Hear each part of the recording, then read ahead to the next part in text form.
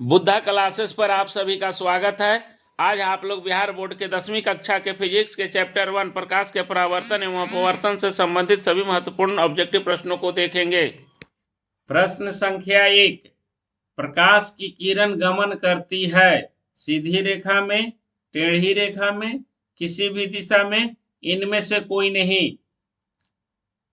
प्रकाश की किरण गमन करती है तो इसका सही उत्तर है सीधी रेखा में।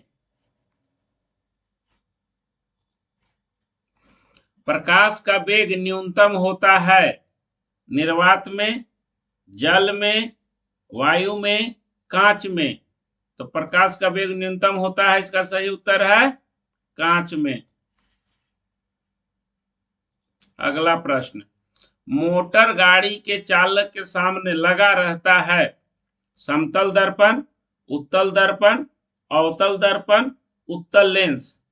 तो मोटर गाड़ी के चालक के सामने लगा रहता है क्या? उत्तल दर्पण। इसका सही उत्तर होगा उत्तल दर्पण। मोटर कार के हेडलाइट में किसका प्रयोग होता है? समतल दर्पण, उत्तल दर्पण, अवतल दर्पण, उत्तल लेंस।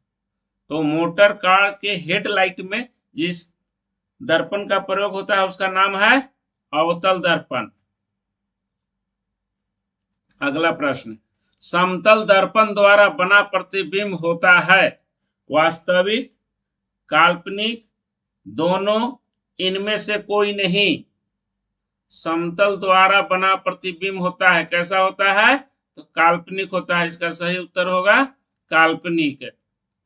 छठा प्रश्न, लेंस की क्षमता का एसआई मात्रक होता है डायोप्टर, ल्यूमेन, लक्स और एंगस्ट्रम। लेंस की क्षमता का एसआई मात्रक क्या होता है? तो इसका एसआई मात्रक होता है डायोप्टर। इसका सही उत्तर होगा डायोप्टर। अगला प्रश्न, प्रकाश की किरणों का पथ दर्शाने वाले चित्रों को कहा जाता है किरण आरेख, फोकस दूरी, किरण पुंज, इनमें से सभी। तो प्रकाश की किरणों का पथ दर्शाने वाले चित्रों को कहा जाता है किरण आरेख। इसका सही उत्तर होगा किरण आरेख। 2D क्षमता वाले लेंस का फोकसांतर होता है 20 सेंटीमीटर, 30 सेंटीमीटर, 40 सेंटीमीटर, 50 सेंटीमीटर। तो हम फोकसांतर का फॉर्मूला जानते हैं कि होता है F बराबर 1/P।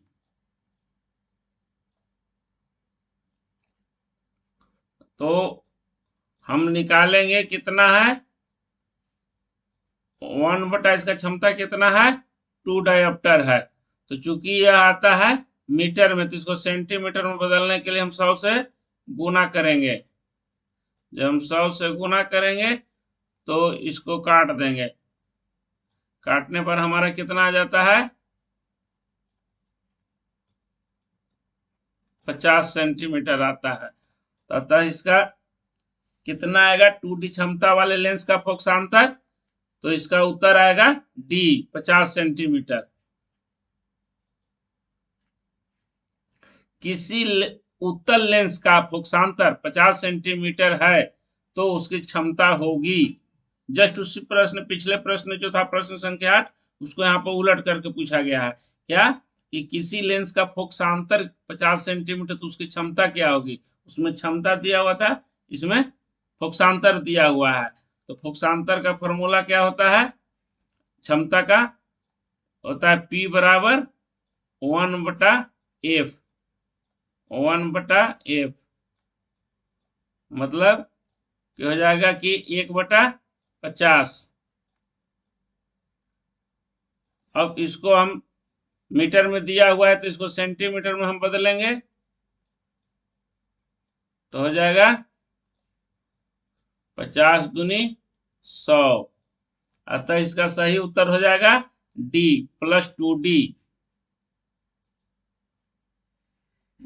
प्रकाश के किरणों के समूह को कहते हैं प्रकाश स्रोत, किरण पुंज, प्रदीप्त, प्रकीर्णन।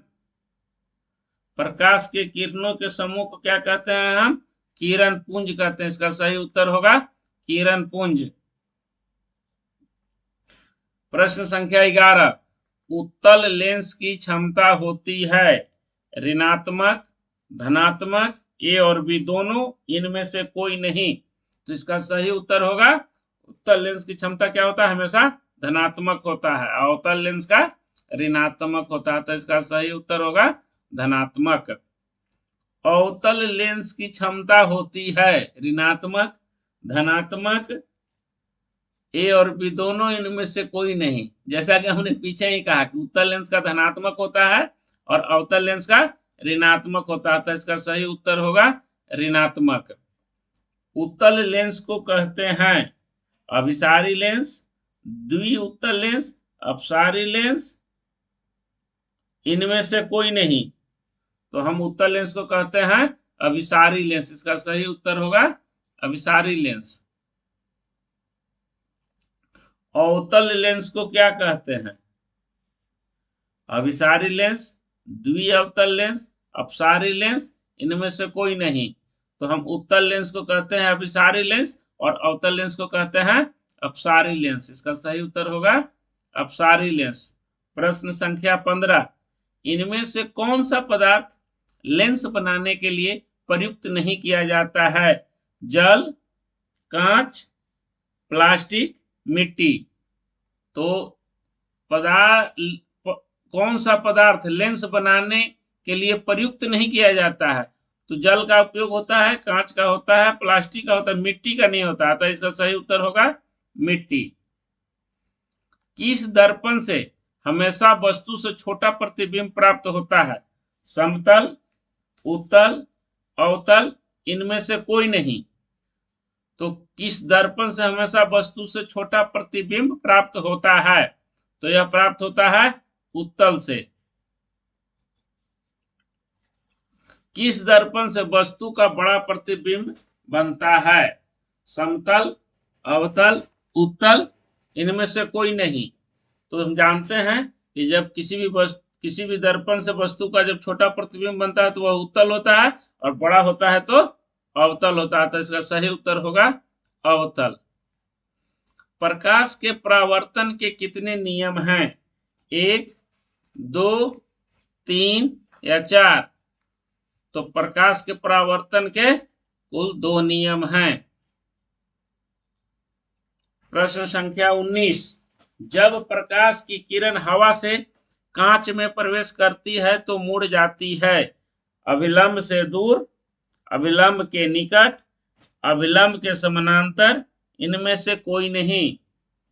तो जब प्रकाश की किरण हवा से कांच में प्रवेश करती है तो मुड़ जाती है कैसे? अभिलंब के निकट की ओर मुड़ जाती है। प्रश्न संख्या 20, फोटोग्राफी कैमरा का अभिदृश्यक होता है उत्तल लेंस, अवतल लेंस, उत्तल दर्पण, अवतल दर्पण। फोटोग्राफी कैमरा का अभिदृश्यक होता है उत्तल लेंस। इसका सही उत्तर क्या हो जाएगा? उत्तल लेंस। साइड मिरर के रूप में प्रयुक्त होता है अवतल दर्पण, उत्तल दर्पण, उत्तल लेंस, प्रिज्म। साइड मिरर के रूप में क्या प्रयोग होता है? तो होता है उत्तल दर्पण का प्रयोग होता है। एक अवतल दर्पण की फोकस दूरी 10 सेंटीमीटर है तो उसकी वक्रता त्रिज्या क्या होगी? तो हम लोग जानते हैं कि वक्रता त्रिज्या कितना होता है? R बराबर 2f होता है, 2f होता है। तो हमारा यहाँ फोकस दूरी कितना है? 10 सेंटीमीटर है। तो कितना हो जाएगा हमारा? 10 दूनी 20। अतः एक अवतल की फोकस दूरी 10 सेंटीमीटर तो उसकी वक्रता त्रिज्या कितना हो जाएगी? 20 सेंटीमीटर। निर्गत किरण एवं अभिलंब के बीच के कोण को कहते हैं आपतन कोण, परावर्तन कोण, निर्गत कोण, इनमें से कोई नहीं। तो निर्गत किरण एवं अभिलंब के बीच के कोण को कहते हैं? निर्गत कोण कहते हैं। इसका सही उत्तर होगा निर्गत कोण। सरल सूक्ष्मदर्शी में किसका उपयोग होता है? अवतल दर्पण का, उत्तल दर्पण का, अवतल लेंस, उत्तल लेंस का। सरल सूक्ष्मदर्शी में प्रयोग होता है उत्तल लेंस का। सही उत्तर होगा इसका उत्तल लेंस।